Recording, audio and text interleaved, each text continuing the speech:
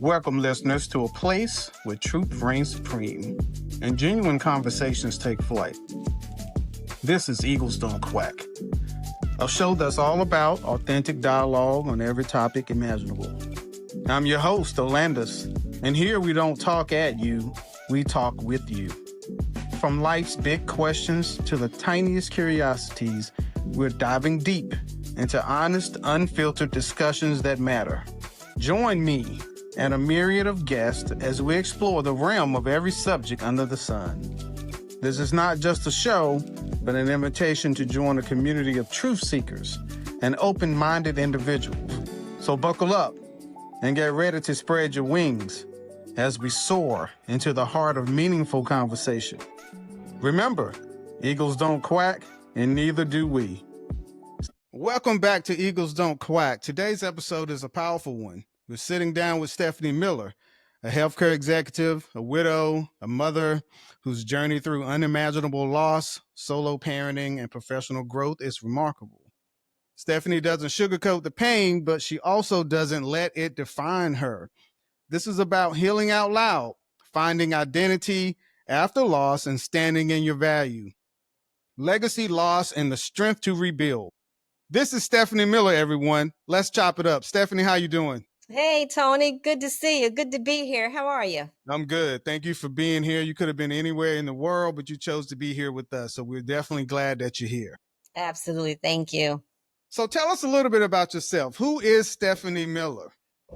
Stephanie Miller is a mixed bag of growth, of self-identity, and full of tenacity. So, yeah, I'm here to talk about my journey as it relates to a African-American woman in this space of this world, in this healthcare profession. And as you mentioned, being a post-widow and kind of helping our listeners understand that there is still hope. Our circumstances don't define us. They build us, right? And our story is how we embrace and lift up others to give them hope and understand that you're not alone. You don't walk alone. So yeah, I'm excited to be here. I'm excited to share my story, my journey, and I'm ready to get started. So take us back a little bit to your childhood. I understand you're from New York. Tell us about that, your upbringing, growing up, that part of your journey. Absolutely. Absolutely. New York, so nice. They named us twice, but I am actually from Poughkeepsie, New York. Folks like to call that upstate if they're from the Brooklyn or the Bronx or Manhattan or Queens, but upstate is just a few short hops from Manhattan. And there I was raised with my parents, where my mom was a sole proprietor of a nursing home, an adult home in Dutchess County, New York. She was actually the first African-American woman to hold such a prestigious profession in that town. So I was very blessed to be raised by a very strong woman that taught me the value of caring for people, and that it's not a science, but it's an art. Right. So I was taught at a very, very early age the importance of extending your arm to people that are less fortunate, because we don't get to choose this journey. It's chosen for us. Right. So she taught me that at a very, very young age. And yes, from there, I went on to college and needed to explore some things that I didn't necessarily have exposure to. So I grew up in a predominantly Black community in Dutchess County. And the side that I grew up on was not predominantly Black. It was predominantly white. So my neighbors were doctors and attorneys. And as a matter of fact, our immediate neighbor was the mayor of Poughkeepsie. So I didn't have those privileges of after hour playing in the ballpark and going behind the school buildings and hanging out with the folks that we went to school with, right? I was home helping my mother do things within her business, within her nursing home. I was there helping care for some of these individuals that she was caring for. By the way, it was 18 of them, right? So she had 18 of these individuals that she cared for. So it kind of shaped me. It shaped me to understand there's more to it than kind of just being out there in that element with friends, though that was equally as important, right? Being involved in cheerleader and some of those extracurricular activities help identify us.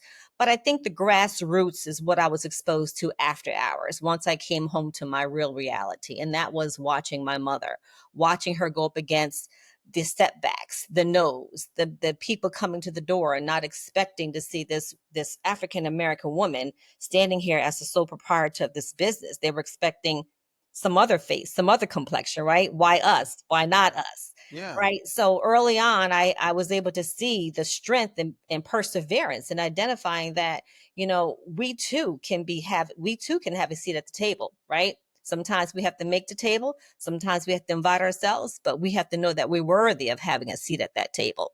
Did you understand the gravity of what your mom was doing back then, growing up as a child, or was it just normal seeing your mom being a boss and taking the initiative and having her own business? I think it was a little bit of both, Tony. At times I couldn't appreciate it because it kept me from doing the things that I thought I wanted to do being a young child. But as I grew up, I began to understand the value and truly what it meant, and I was able to appreciate it. And if she had not, I wouldn't be where I am today. I wouldn't be the person I am today. I'm a forward caring person, and I lead with my heart on my sleeve to anyone. It doesn't really matter who you are. And I can remember as a little girl, my mother becoming ill after my parents had separated and divorced. She had became ill. She had breast cancer. She had open heart surgery. She had fibromyalgia. She had a variety of comorbids. And there were times that I had to be there to take on this role of identifying how do these residents eat? How do these staff members get paid? I was writing out paychecks and I was 15 years old, writing checks to employees, having no idea really what I was doing, but knowing that I had watched my mother do this and I had grown up to learn to appreciate and identify the value in what she did and how she leaned on me to be her anchor when she was no longer able to. So I don't So want to yeah, age you. So take us back to this time frame. This was in the what? The 70s, 80s? yeah, early 70s. Early Wow. 70s. Absolutely. I think my mom opened her home in 1972. That's right. And I was born in 1964. So we can do the math, Tony. We could not do the math, but it was an early age. And she sacrificed a lot. My dad was working for IBM. She moved us from our comfortable home out in the country parts of New York, and she put everything on the line. She was a supervisor at the state psychiatric center back then, and she resigned from that role. And I mean, talk about stepping out on faith, but she did it, and I'm grateful for it because I know for certain that all of that she exposed me to has helped me through the trajectory of what my life would then become, Mm-hmm. right? Yeah. And I'm sure we'll dabble into that a little bit, but yeah. So watching your mom go through these different health challenges, being a business owner, did that influence you in your career choices, or were you the type of individual saying, once I get away from here, I am not going to do anything surrounding this. I'm going to do my own thing. How did that shape your career choice? Yeah. So I knew I didn't know what I wanted to do. She thought I should be an attorney, and actually, she wanted me to take over the adult home. She really thought that I would be the one that would go into the healthcare industry, become an RN, and just take it on. And though I had a great deal of respect for the nurturing and the caring aspect of being a clinician, I'm woozy, Tony. I don't like the sight of blood. I don't deal with bodily fluids too well, right? So I don't need to be cared for as I'm caring for. Mm-hmm. So I knew that I knew I couldn't stomach the things that were necessary for me to be proficient at healthcare excellence like she was. Mm-hmm. And so as I went through my journey in college, I studied business management and administration and marketing because I said, okay, well, maybe we'll get into healthcare administration. Maybe that's the journey for me. And it actually did not. What actually happened is my career chose me. Mm-hmm. And so my career chose me as becoming a people person. And as I went through these different roles post college, and individuals began to see that I had a gift of gab, I was personable, I was relatable. I knew how to work a room. I knew how to build relationships. And that was an area that was a need because those are things that can't be taught, right? We can't teach you in the workplace how to be who you are. Those things are a part of your DNA.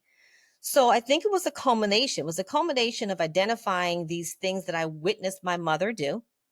as well as me defining myself and finding myself, right? And what does that mean? Taking a hard look, like, who am I? And when we graduate from school, oftentimes we don't know who we are. We That's just right. went through the process that was laid out for us to do, right? Mhm, So when mhm, we get to this crossroad of, mhm. okay, now I have to sit down and talk to this man across the room that knows nothing about my background and figure out if there's anything of interest that I can say that would allow me to have a seat at his table. Yeah. And I Legacy, loss, and the strength to rebuild. This is Stephanie Mhm. Miller. Um, yeah, I mean, so being an African American girl, I'm assuming you had siblings. Yes, Yeah, how many did you have? I have two sisters and a brother. Hmm. And so watching this happen in the African American community and seeing your mom achieve so many things, was that a driving force for you to choose your HBCU, Norfolk State? I believe that's where you went to school. I went to Norfolk State, go Spartans. Yeah. So what was how did you go from New York to Virginia? Right. Well, so back then, a little fun fact is we had a baseball coach. His name was Mr. Drakeford.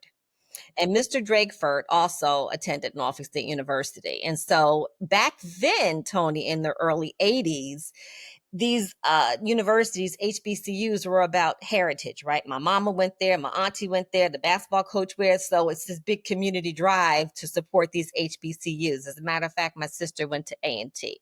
Hmm. So he began talking to us because I was a cheerleader about Norfolk State. And it just so happened that my cousin Sybil, who lived in Virginia, that we were raised as sisters, she attended Norfolk State. She's a year older than I. She'd kill me for saying that, but she isn't older. She's a year older than I am.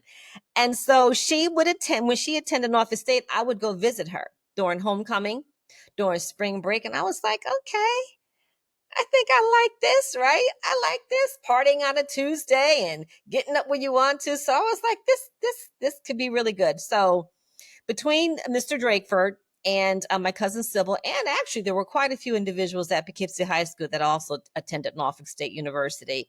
It just felt like home, and it was home. It was a great experience, and it helped me again live through life, identifying what it is to be an adult with no supervision, right?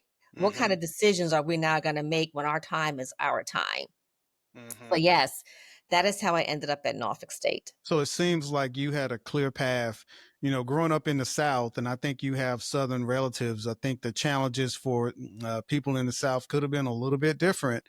And you being an African American woman, seeing the business side and seeing the forward drive that your mom instilled in her kids, Mhm. how do you compare that to um, today's age? If you could speak to a young woman now about what her future would look like, considering your path and where you came from, can you talk about the things they should appreciate and the things that you appreciate? Absolutely. The journey.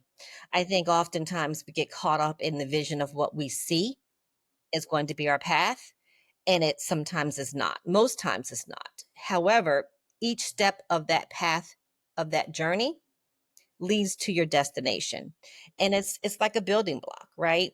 It's a matter of each one of these steps, what am I going to take away and what am I going to learn from it? And oftentimes we don't take away and learn from it at that moment.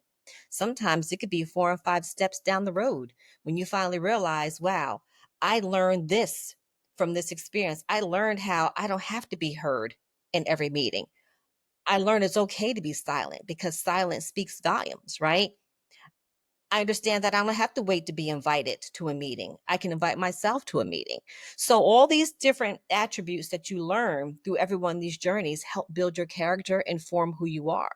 And that's what I would tell them.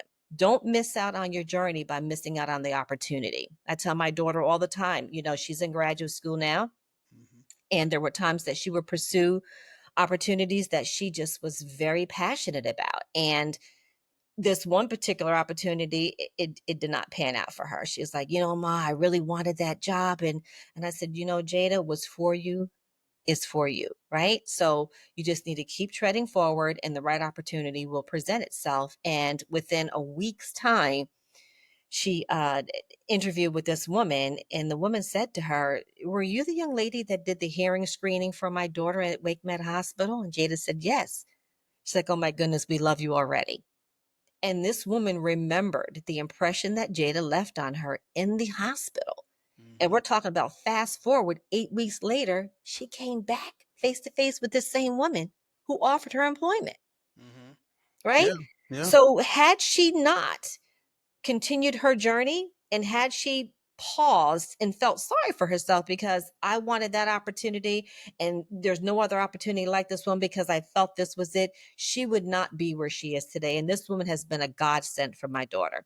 And Yeah. that's what we want. We want for our children to be in places where they're valued and where they're seen, they're respected, and they're heard. Life will present challenges to you, and it's how you take on those challenges.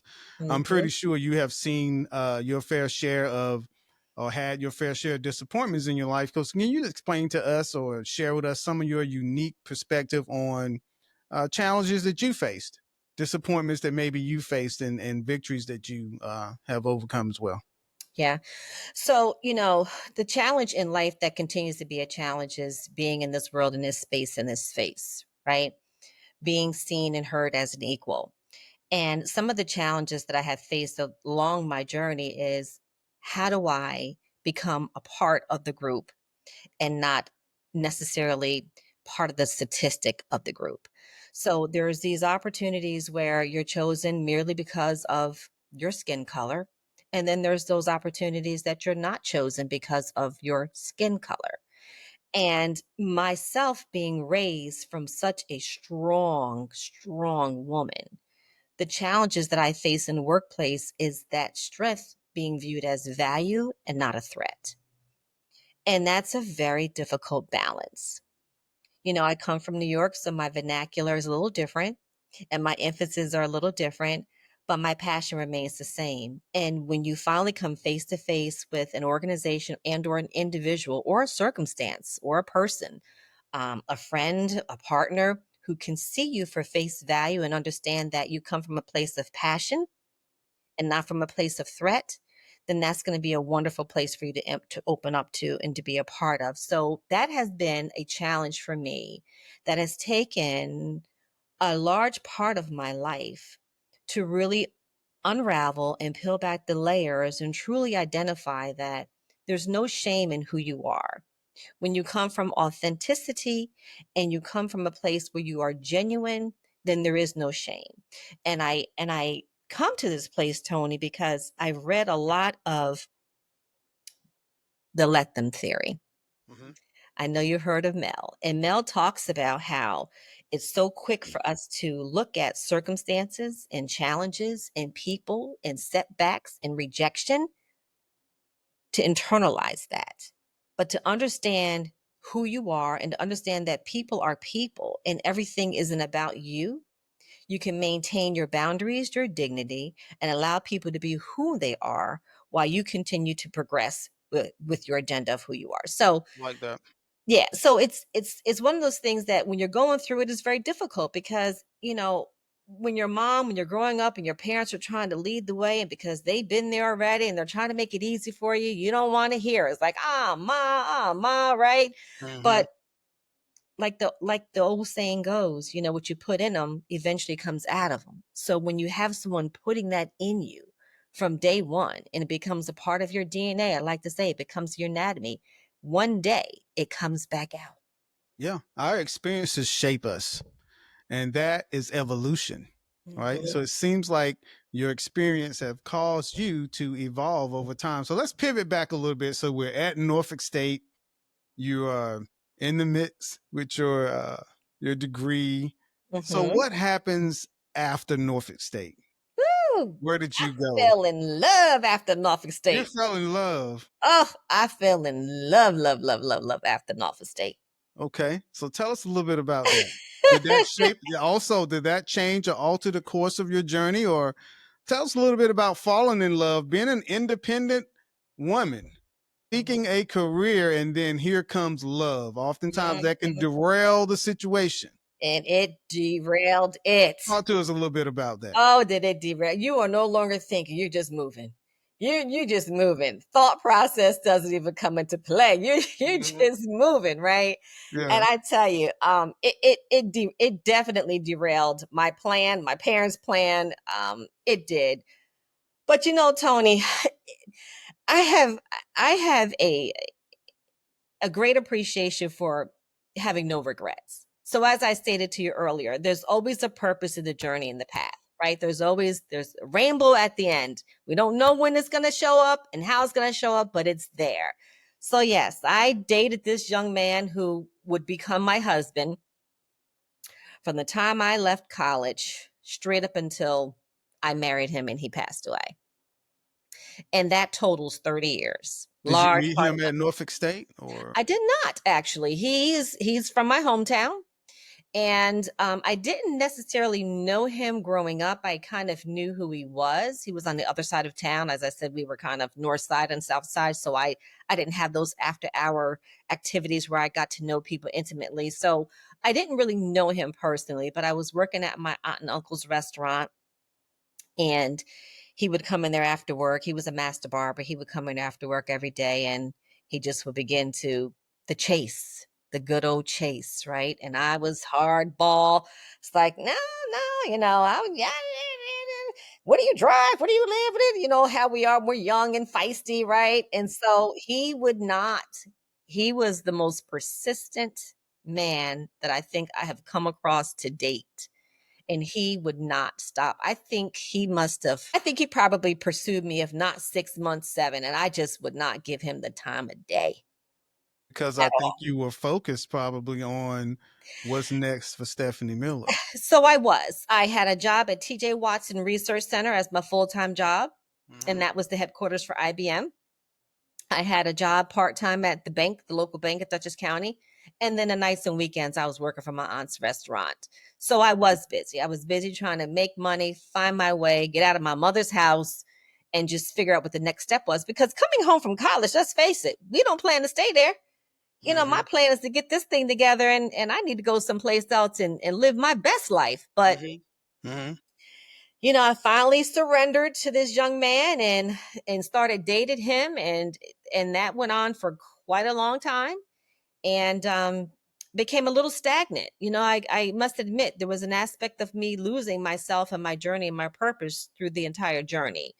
Um, Kind of lost my values, kind of lost my purpose, and just continued on through a relationship that didn't necessarily completely serve me.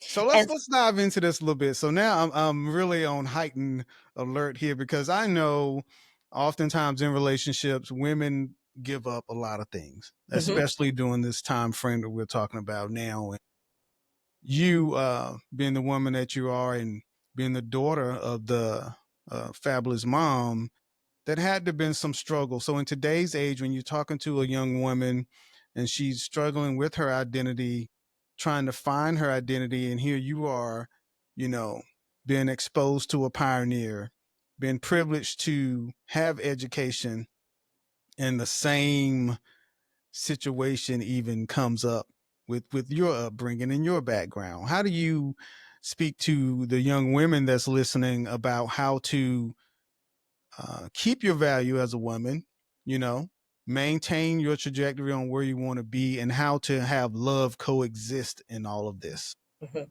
Yeah. That's a really good question, Tony. And I think it goes back to part of it goes back to being in an environment where you're exposed to strength, where you're exposed to value, where you are spoken with affirmations of you are loved, you are valuable, you are beautiful, you are worthy. You know, living these manifestations, doing these things that you are not only walking the walk, but you're talking the talk, you're walking the walk, and you're doing all of it, right? Hmm. So it's a quick distraction if we don't have those perimeters already identified. And sometimes it takes heartbreak, right? It takes good old heartbreak for us to regroup, sit back, and say, wait a minute, I don't want to feel that again. I've got to get myself back into alignment. I've got this degree, I've got these opportunities, and I've got this distraction. And if this distraction isn't edifying, if it's not feeding me and it's not lifting me, then it's not serving me. And you have to choose you first. At the end of the day, you have to choose you first, and it will align. When you find yourself, or when this gentleman enters your world and he's aligned with you, it's going to be organic. But when you have to struggle, and it goes back to the let them theory, you have individuals that are coming at you and they're not serving you, they're not uplifting you, they don't have an agenda for themselves, they're not educated, they're not in pursuit of better, then there's no question about the direction you have to go. And the thing of it is the difference, Tony, with that question, and thank you for asking that question, because today's world, there's so much more access. Yes. Right? So there's Yep. more distractions, there's more influences, Mm-hmm. there's more negative influences, Mm-hmm. there's more competition. You're That's right. competing against people you don't know, because you have these social media outlets that are giving snippets of fantasies of, this is how I want my life to be, That's right. and they may not be realities. That's right. So you have all these things that back in the 60s and the 70s and the 80s, we didn't have that. Mm-hmm.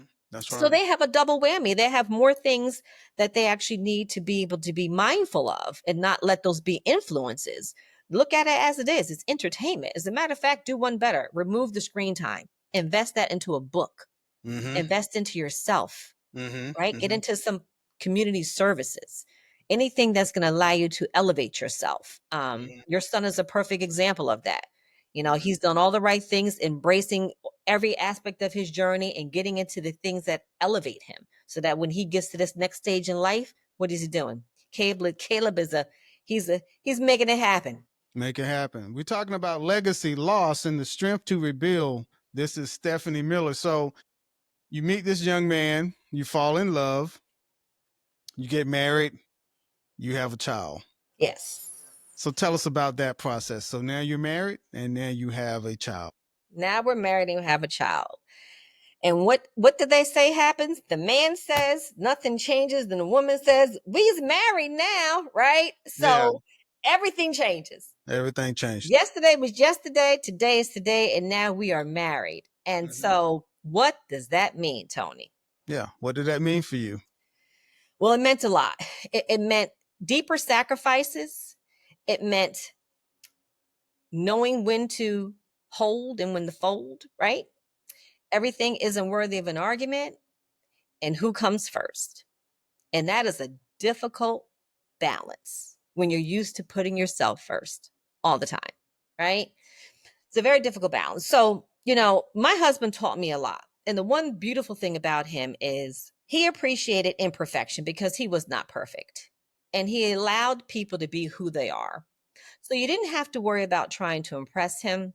You didn't have to worry about him feeling disappointed in something you may have said or done, because he was a realist. And that made it very easy to communicate with him. On the other hand, he was a man. And he was a man that didn't listen all the time. And he didn't want to listen to the aspect of health, right? So, as a wife, one of the things that we do is, what do? We try to make sure that our man is healthy, because we need him to be around for a long time, That's right. right? Our black men don't always like to deal with health. That's right.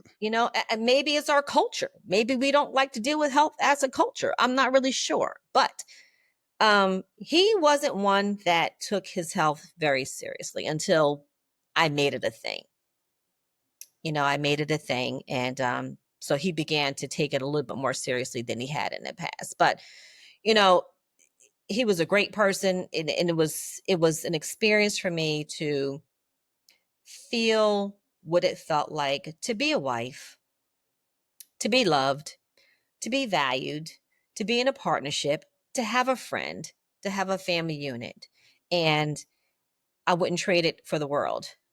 A lot of people experience marriage and it may fail for whatever reason, and their thoughts are, I will never do this again. Well, that's unfortunate, because I don't know that we were intended to be alone, but I also don't know that we need to allow our setbacks to define us. That's right. In 2021, diagnosed with a rare stage 4 cancer. And just hearing those words changed my entire life. And in some of our pre conversations, I understand that your husband also was diagnosed with cancer. Mhm. How did you feel when you first heard that? Or what was that like? Did he share that with you initially? and now being a mom, being a husband, and now hearing that your husband have cancer and you're a caretaker. Mhm. How did that make you feel when you heard those words? Well, it put me in fight mode, um, because he went into the cave mode, right? He went into a cave, and I went into fight. We both couldn't go into cave. So, I don't know if I had mentioned that I come from a family of healthcare providers. My aunt is a nurse practitioner, and I have another nurse who's another aunt that's an RN. And so, it's one of those things where you just have to roll up your sleeves and you're saying, okay, we're gonna deal with this like an elephant. How do you eat an elephant? One bite at a time, right? So I went into that mode, Tony, and I got him a second opinion. Matter of fact, I think I got him three opinions to make certain that it was the correct diagnosis. And what was that, if you can share? What diagnosis was this? He was diagnosed with myelodysplastic syndrome, which starts off as a bone marrow disease. Yes. His start Yes. off as bone marrow disease, and the effective way to treat it is with a bone marrow transplant. And if you're not able to have a bone marrow transplant, it can be managed. If not, it can elevate into advanced leukemia. Yeah. Leukemia. So it was difficult. He was diagnosed based on a gout clinical trial. He had gout. He was a gout suffer from the gout, and the blood work came back off, and he couldn't participate in the clinical trial. So at that point, they suggested that he follow up with his PCP, and he was like, "I don't need to follow up with the PCP. I'm fine. I don't." I was like, "Well, I think you probably should." So we did, Yeah. and got a referral to a hematologist and confirmed that it was myelodysplastic syndrome, and he died from a year of diagnosis. So what was the progression like for you watching him endure this? I'm looking for the right words because I'm still in process myself, and I know the fight and tenacity that it takes to ward off this deadly disease and to have a fellow comrade in this fight, and we Mm-hmm. all respond differently. Mm-hmm. What did you see in him? You said he went into cave mode, but for our listeners out here that are suffering from an illness or disease that's trying to purposely kill them, what did cave mode look for him, and how did it make you feel when you couldn't enter the cave to bring him out? Ooh, I could not enter the cave. I could not enter the cave. I had to use the village of support. I think, having not been in his shoes, I know there was an element of denial of it's not as bad as they say it is. There's a piece of surrendering. Apparently, from what he shared with me, he was raised to believe that he wouldn't live past 50 because that was the trend of his family. Men didn't live past 50, so he felt, well, if I die, then I outlive my father. But that wasn't an option for me, and it wasn't an option for our family, and it wasn't an option for him. So we needed to fight. And so it took a lot of tears, a lot of conversation, and a lot of prayer. And ultimately, he got on board. He got on board a little bit, Tony, but if I could be honest with you, I don't know that he ever really did get on board completely. I think he did just enough and was okay with the outcome. So treatment and other things were available, and he just chose not to participate. He chose not to comply. He Okay. participated, and so he was struggling with the possibility of his mortality, his family, his employment. Am I prepared? And are we ever prepared? Right? How do you prepare for the unpreparable? That's right. Right? That's right. So there was no real preparation for that, and the treatment, it was rough. It was outpatient treatment. He was driving from Poughkeepsie to Memorial Sloan Kettering, which was about an hour and 20-minute ride each way, Yeah. and it wreaked havoc on his body. Yeah. And, trying to still function and being as ill as he was is very difficult. And if you don't have the strength, the determination, the will, the support, the faith, the determination to push through that, it will take you. Faith is important, Stephanie. That is what got me through this and continues to get me through. My faith in Jesus, my faith in God, and knowing that in the end I'm going to be healed. But on the opposite side of that, being a caretaker, was there a point in time that you asked God why? I didn't ask why, and I don't look down on people that do. But as that caretaker and you watching all this happen and you growing up in a household that's God fearing and you believing that God will heal your husband, was there a time when you question all of that? Tony, I did not. You know what I said to God? Thank you. Thank you, God, for making me into the person that you created. Thank you, God, for exposing me to the environment of my childhood to be an organic caretaker, to understand that sometimes people don't have the ability to do it on their own and they need that added help. Thank God that I am this man's wife and I'm able to get him to the best possible care available to man. So, you know what, God? I thank you. I thank you for that. And where he couldn't thank him, I did. Because, Tony, there's people that don't have health care. There's people that don't have the ability to get the best care. There's people that don't even have someone to advocate for them, to push Mm-hmm. them, to hold their hand, to Mm-hmm. encourage them. And to have that, to thank God. And my husband actually thanked me. He actually thanked me. And, he said, Steph, thank you for saving my life at one aspect of his journey. I said, I didn't save your life. I said, God did. And so thank God. Just thank God for having me as a vessel in your life and understand that this vessel is placed here for a reason, right? Mm-hmm. So Mm-hmm. I never said why. I just said thank you because you know what, Tony? When I tell you I kicked into this gear, my husband was diagnosed, my mother had died a year prior. Wow. I had just buried my mother.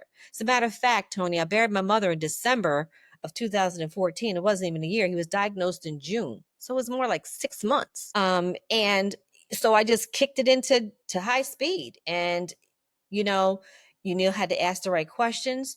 You need to ask the doctors why, not God. We don't question God, but we're going to ask the doctors, well, why this treatment? Well, Mm-hmm. why are you saying this diagnosis? Well, Mm-hmm. why are you saying this is the only option? Why? Right? And when you are engaged with your care and you're engaged with your care team, then you're going to get those better outcomes. Well, thank you for sharing that. I mean, on this show, we want to talk about it all. We want to have these deep conversations, and mental health is really important. How did you endure that mentally? From my understanding, you and your husband at the time were looking at properties here in North Carolina, and you eventually moved here Mhm. while he was still in process fighting his cancer journey, going back and forth. And how was that on you just mentally as a wife? Now you're here in North Carolina and you bought a property and your husband is sick in New York and you're going back and forth, and that had to be tough on you. Can you talk a little bit about that and how did you protect your mental health? It was a village. So I had a daughter that was active in basketball. And when I say active, AAU basketball, it's all over. It's a circuit. It's called a circuit for a reason. It's everywhere. And I was in hospice care at the time. I was a provider relations representative for hospice, which meant that I was interacting with individuals that were faced with similar diseases and diagnoses as my husband. I was speaking with families and giving them encouragement in terms of support services available and all the different things that come involved that are related to actually being ill and or being in hospice. And I doubled down into my work. I found my peace in my work. That was my outlet, right? And it gave me the strength to continue to deal with him. And that's the beautiful thing in life, right? Oftentimes, oftentimes, probably more times than not, we are faced head on with these diseases and these circumstances that we don't anticipate happening to us. And where is that outlet? What do we do? Where do we go? People say, I know how you feel and I'm sorry. Well, do you really know how I feel and are you really sorry? Right. What Let's get down to brass nails. Like, what does that really mean? So for me, watching my mother, Tony, go through days on end when she had no staff and she was exhausted and she was sick with fibromyalgia, every bone in her body aching, and still caring for these individuals. I had it in me to do just that. I know nothing other than that. That's That's all I all you know. know. That's all I know. Mm-hmm. And so when he became ill, I just kicked myself into high gear and just did what I know how to do. And it just goes back to, again, those elements that we're exposed to, us identifying truly who we are, where we find our value, where do we find our strength. And none of this happens without God, right? You talk about we had a chapel at the hospice home that I worked for. We had a chapel right there.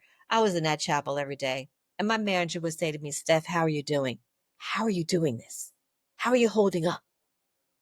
Pouring out to God. Pouring And out to as you pour out into humanity, he was pouring back into you. pouring back into me, Tony, every single day.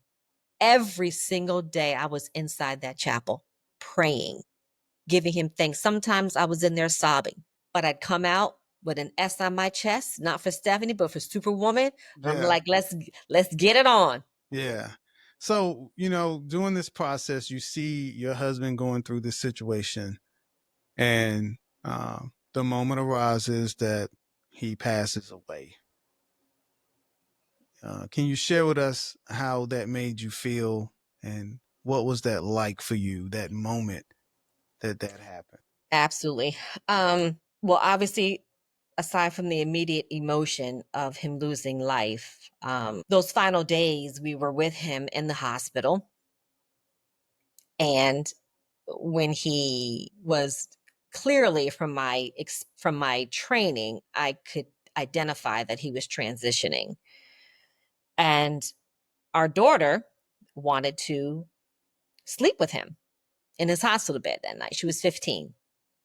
So he says, come on, Jada, because he never said no. He says, come on. So they got up in that hospital bed together and she fell asleep on his chest. And eventually, fast forward through everything that went on, they both were sleeping.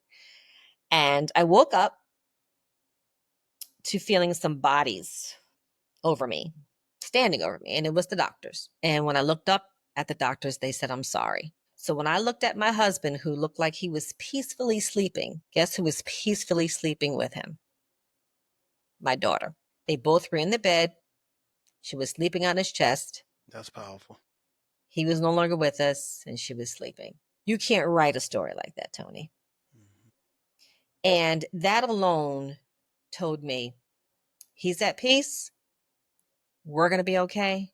God's got us. So from that moment, um, it was a process. It was a process post funeral, supporting my daughter and her feelings and her emotions, and trying to figure out, what does that support look like? What does that support look like? We go to the church? Do we go to bereavement? Do we pretend it doesn't happen? Here we are. We have this child that's 15 years old that we've got to get her back through life, and not allowing this moment to set her back and keep her back. Mm-hmm. Right? So what it felt like is, you're just running and you just don't stop. You just keep going, just keep going, you just keep going. Yeah. Strength and vulnerability. Mm-hmm. Yeah. Yep. So this process happens, and now you find yourself in North Carolina with your daughter. Mm-hmm. How did you refine womanhood at that point? How did you rediscover your identity now as a widow, a single woman Yeah. facing loss? Yeah. I don't know that I have. It's been 9 years. It's been 9 years. And it's a daily process. Because, initially, with Jada, my daughter being so very young, there's still a hypersensitive focus on her and getting her where she needs to be. And now that she's where she needs to be as an adult, the last 5 years, 6 years has been pivotal for me. and pivotal in how do you date? What does that look like? I've committed myself to my profession for all of these years, and now I'm balancing my profession and what comes along with that, and now being single. But I'm not single at the age I was when I got married, right? So I'm single now as an older woman. So when we're older, we look at relationships and dynamics a little differently because we're different, right? We've aged, we've got all these elements that all those decisions that we just talked about now are coming to fruition. Okay. We've been through all that stuff. Now, where did it land us? It's almost like putting all these marbles on the ball, shaking them up and hoping that you get the right one out, right? Yeah. So, yeah. So it's like, okay, what we left here with Stephanie? So, that it's I haven't figured it out. I don't know that I have a good answer for you. I know that, in today's world, which is unlike when we grew up, where you ask for someone's for your phone number, you ask, will you be my girlfriend or my boyfriend? And, we don't do those things any longer. So you tend to just try to find your way. And I'm not a social media person, but I am a person that wears my heart on my sleeve and an organic giver. So that in itself is a risk, right? Because we just don't know, we don't know. So it hasn't panned out successfully yet. I've met some incredibly interesting individuals, and I think it takes someone that is ready to receive love without threat, one that's ready to give love without feeling as though they're giving up a piece of themselves, right? And just look for someone who organically is looking out for their best interests and a giving and loving nature may or may not be difficult to find. I haven't quite nailed on it yet. I might have come close to it, but I don't know that I've found it yet. I'm sure there's some lovely ladies listening that's probably sitting at the table saying, "That's me. That's how I feel about it too." Mm-hmm. I'm sure things have changed a lot since you first getting married. Mm-hmm. How did that affect your daughter? I mean, we talked a lot about you overcoming, and we've mentioned her a little bit, but how did all this affect her, and how did that affect your relationship with her? Well, so Jada, my daughter, and I, we have a very close relationship, and she admires me. And we are, as adults, we are great friends as obviously parent and child. And, she gives me permission. She's gone through her process with the loss of her dad, that grieving. Basketball was a distraction and a motivator for her as well, right? And she's gone through her own setbacks with relationships and dealing with the loss of her dad and that whole balance, which has not been easy for her. But she's put the work in, and I'm so proud of her because she put the work in, and she's faced the pain, which a lot of us don't want to do, Tony. Right. We don't want to face the pain. We want to get through it, but we don't want to go through it to get to the other side of it. That's We don't right. want to touch it, right? It's That's painful, it's right. hurtful, it's ugly. I don't want to peel back the onion. I don't want it, I don't want it, right? That's right. That's right. But she did it. She did the work. So she gives me permission. She's at a point now. She's like, Mom, you're so beautiful. She's like, Dad's gone. She's like, you need to live your life, and I don't buy things for myself. She knows that I'll give the world to anybody and I won't give it to myself. And she's like, why do you feel bad when you do things for yourself? And it's because from a little girl, Tony, I've been nurtured to give to other people. And it's just what I do, Yeah. right? Yeah. Some people are called to that. I tell my doctors and my nurses and people in the profession that you're in, I call that angel work. And Hmm. people are called to that type of work. Yeah. Some get to choose and others are chosen. And I believe people like you are chosen for that, and you didn't have a say so in it. When you Yeah. were born, that's what you were going to be. That's what you're going to Yeah. do. I Yeah. mean, you talk a lot about standing in your value, Hmm. knowing who you are as a woman, and knowing who you are in your faith in God. Can you tell us how did that come about? Why are you so passionate about standing in your value? I think it's because I've witnessed what it looks like if you don't, right? And I also have a family that is so passionate and grateful and dependent on me standing in my truth and what I represent. And Tony, when you go through life and it's the small things, right? And you have someone that takes a moment to send you a card and say, thank you for being you. I have an entire drawer full of cards from strangers, from family members, from neighbors that are just saying, thank you. Thank you for being you, right? So that is my motivator. That is what keeps me grounded to who I am. I'm not perfect, but I also don't make any apologies for being who I am because I know I lead from a place of being genuine, and it doesn't matter if it's received, it doesn't matter if it's misinterpreted. I just know that I know where it's coming from. And I think that's what keeps me grounded and focused to make certain that I continue to be the best version of myself that I could possibly be. What would you say to other women who are rebuilding after loss or change? What would Mhm. be your message to them? Take some time. Take some time to get to know yourself, court yourself, love yourself, go out and be by yourself. Just take some time. And it's okay to be alone. A lot of women think that we have to be with someone. It's beautiful to be with someone. But in order for us to be able to know what it is we're looking for, we have to know what it is that we have inside of us. And we have to be able to take those holes, those valleys, those hurts, those traumas, those pains, all those things. We've got to face them. We've got to sort through them. We've got to tuck them because they'll always be a part of us, but they don't have to be who we are. And a lot of times women, they lead with their past, right? They have all this baggage back here. And then we're like, well, when I meet this one, he's not going to do this. Well, no, none of that matters, right? None of that matters if you invest in yourself first. You invest in yourself first, you won't be mistaken, you won't be misunderstood, and you'll be able to identify clearly what it is you want. And it's okay to be alone. Yes. It's Yes. truly okay. Well, you're never really alone. You have No, God with you and you're that's never right. alone. The Bible says, acknowledge him in all thy ways and he That's shall right. direct thy path. So That's right.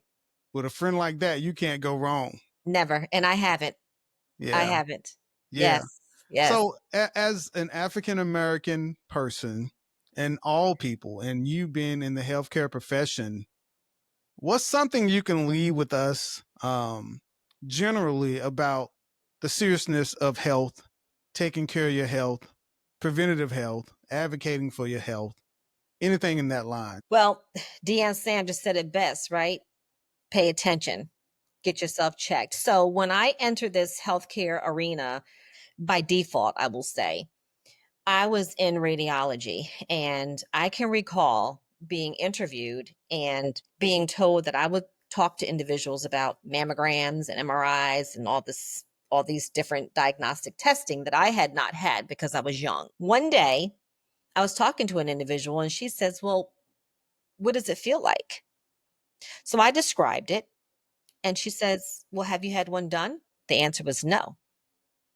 So I went home and I said to myself, "Stephanie, how can you begin to explain to any person the importance of taking care of their bodies with wellness checks and all the other medical diagnostic testing available to keep us on track if you're not practicing it yourself?" So I went and had a variety of tests done just so that one, I needed to have them done. If otherwise I could be able to describe what it's like. And now I advocate. Anybody that you know that knows me will tell you, oh, here comes Stephanie. Did you get this done? Did you try this? Did you get this test done? You need to get this done. And true story, Tony, true story. When I was 40 years old, I had a colonoscopy for the first time. Did you? And the gastroenterologist that performed the colonoscopy wanted to know why I actually scheduled it. I might have been 45. And I said, well, because my husband, who was sick at the time, he met our deductible. And I decided I'm going to have this colonoscopy. So he hugged me after I woke up from this procedure. And I said, why are you hugging me? He said, I'm hugging you because this is your colon and this is what I removed. He says, this is what we call a precancerous so-and-so polyp. And it Hmm. was like 14 centimeters, millimeters big. It was pretty big.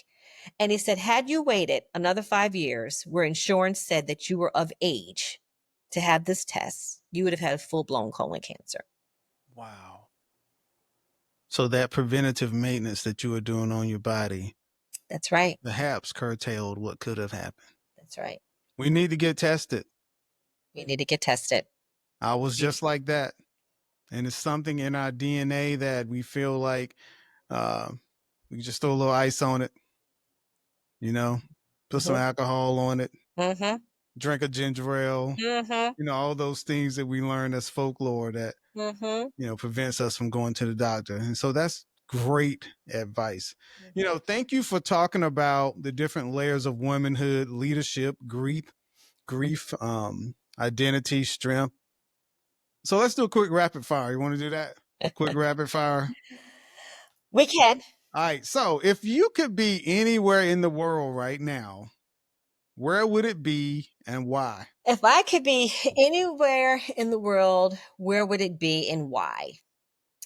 At this very moment, today as we speak, if I could be anywhere in the world, it would be Costa Rica. And why? For one, I have a trip planned to go there in 30 days and I have not been. That was a setup. And I am not world traveled, Tony. And, my goal for the rest of this time that I have on this green earth is to be places that bring me joy, peace, and happiness. And if that's blue waters and blue skies and people that I've never laid eyes on before, then so be it. Nice. Favorite TV show? I Love Lucy. Why?